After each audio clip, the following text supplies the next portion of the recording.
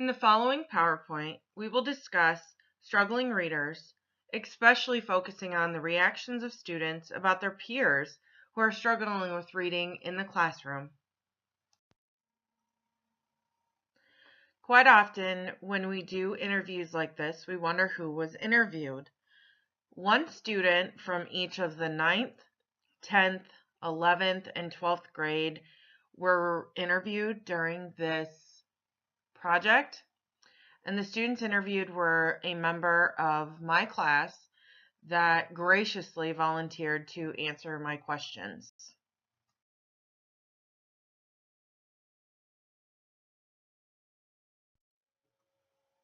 The student from the freshman class I interviewed had concerns about being made fun of quite a bit and referred to that quite often in our discussion. They also were concerned if other students cannot read, that they're not going to be able to understand bigger words, and as they progress through school, that's going to become a bigger problem for them as well. Overall, they are very aware that if students cannot read, even as a freshman, they're going to continue to fall behind as they progress through high school as well. As you can see, my sophomore student that I interviewed had quite a bit to say. Their overall first comment was the fact that if students cannot read, then they're not going to be able to read the directions, and they will not have a clue as to what is going on in class. They also referred to people correcting others, and by people, they meant other students in the classroom. And the struggling reader who is attempting to possibly read in class is getting corrected almost instantly, and then that is developing their inability to even attempt to figure out words. And if you have someone that you know is better at reading than you in the classroom, that is also deterring the struggling reader from attempting to read. And, the struggling reader may resent the good reader for trying to correct them or simply being better than them. And again, this student referred to being picked on, that we have students being picked on for their lack of reading skills. As you can see, my junior also refers, as my sophomore and freshman did, about struggling readers being made fun of. We're starting to see a pattern, and it's actually quite worrisome to me that this is happening within our district, in our school. They also referred to students who are struggling just simply refuse to read or will literally hide while reading time is going on. And they also were concerned when it comes to reading in the upper English classes that struggling readers will fail because of the grade being so dependent on the ability to read and comprehend. And they also brought up when a person is reading, sometimes others will joke about them or make fun of them. And, in turn, that has the struggling reader who is attempting to read feeling bad about themselves, or they just don't want to be made fun of.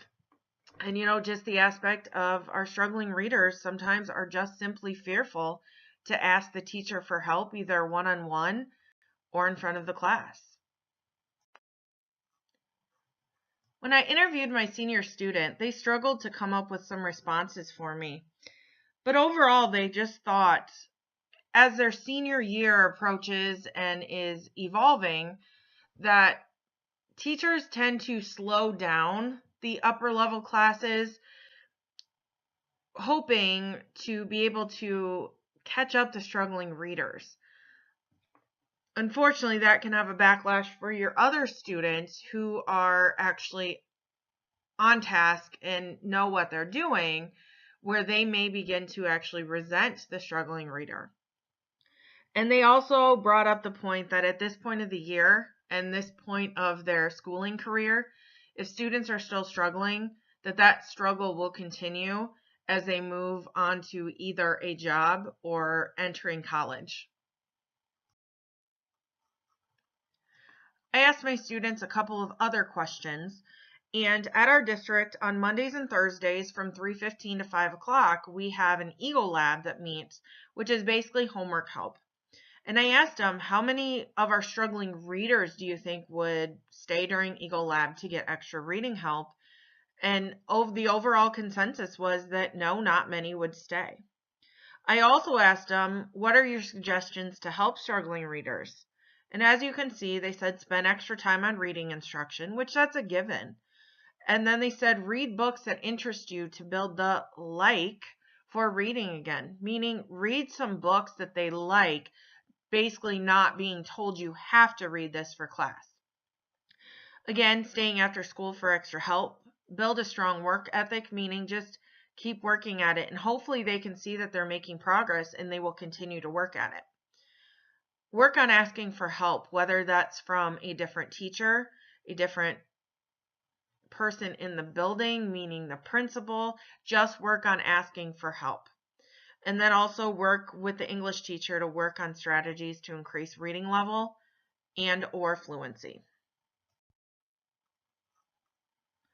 This question was rather interesting for me because I got a plethora of responses from the kids. Basically asked, do you have students in your class that are fluent readers and good readers, but they don't read? The first response that I got from a couple kids were like, yes, we do, but they make everybody think that they're a class clown or they're a jokester, so then they don't have to read, so then everybody in the room actually knows that they're good at reading. And when they do not read, or they just refuse to read, even though they are a good reader, it's going to throw them off on assignments or assessments because they do not know the material. And another student referred to, you can be a fluent reader in English, but once it comes to learning a second language, it is a huge struggle for our students. And also, they referred to, again, fluent readers are making fun of non-fluent readers constantly within the classroom setting.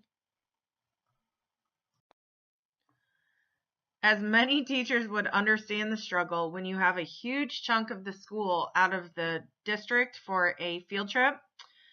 I only had 16 kids in my classroom, so I did a quick survey at the end of the class on how many of them actually read for pleasure. And I was pleasantly surprised that 12 out of the 16 kids I surveyed responded that they read for pleasure, and they could actually tell me what book they were reading at that moment and tell me details about it. So as a reading person and knowing the importance of it, it was great to see that kind of number. I was actually expecting a way lower number than what I got. Research also backs up what we already know as teachers. But the fact that only 10 to 20% of our struggling readers' day is engaged in lessons that are specifically geared towards them and target their needs absolutely surprised me. Struggling readers also spend the majority of their day in their classrooms where the instruction is specifically geared towards and targeted towards the students who are actually achieving grade level. So they are struggling throughout their day even more than I think we realize. Struggling readers also receive far less specific instruction than achieving students do. And another article that I read was specifically geared towards the significant learning gaps that are being developed when our older students cannot read. And when those gaps begin to grow larger and larger, students will actually revert. They can avoid reading because they feel like it is taxing. They're too slow, and they will just become overall completely frustrated as reading students. And when they're not reading, then that's going to have a direct impact on their comprehension skills because that's going to decline over time due to their lack of reading ability. And when these gaps occur, all other subjects are going to see a drop in achievement as well because reading is so tied to everything that our students do on a daily basis throughout their day. I also asked my students, what can we as teachers do to help our struggling readers? And overall, they just said, talk to the students. Let them have a voice in the classroom. This is something that I actually do quite often, and I've seen leaps and bounds achievement-wise when I actually let my students have a voice in the classroom. Overall, they want extra assistance, whether that comes from a teacher or Eagle Lab or just someone to help them. Not allowing us as teachers to give up on students just because they are in high school. Even though they're in high school, we still have to keep working hard to close those achievement gaps and see what we can do to help our struggling readers. Offering opportunities to allow them to pick reading material they enjoy, while maintaining the reading selections of our curriculum, whether that's even taking your class to the library to pick out a book versus just handing them a book and saying, here, this is what you have to read. Ask other teachers for assistance if you're struggling with a particular student. We are doing PLCs and everything in our district and throughout the state. Having those conversations with other teachers and saying, I am struggling with this student. What kind of strategies do you have to share with me that could help? The students also said to be aware that students are being made fun of in the reading classroom for their reading abilities. And I think this is a huge one. We cannot let this happen in our classroom. We have to be willing to stop. We have to be willing to embrace differences versus making fun of differences. And finally, communicate with parents about concerns or triumphs about their student in the reading or English classroom.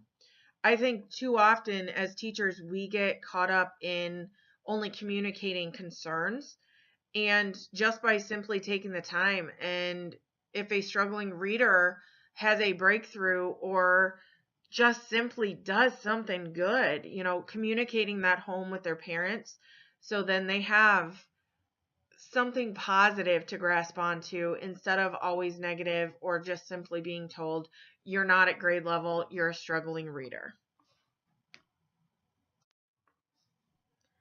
Thank you so much for taking the time to listen to my presentation, and I'll leave you with one of my favorite Dr. Seuss quotes.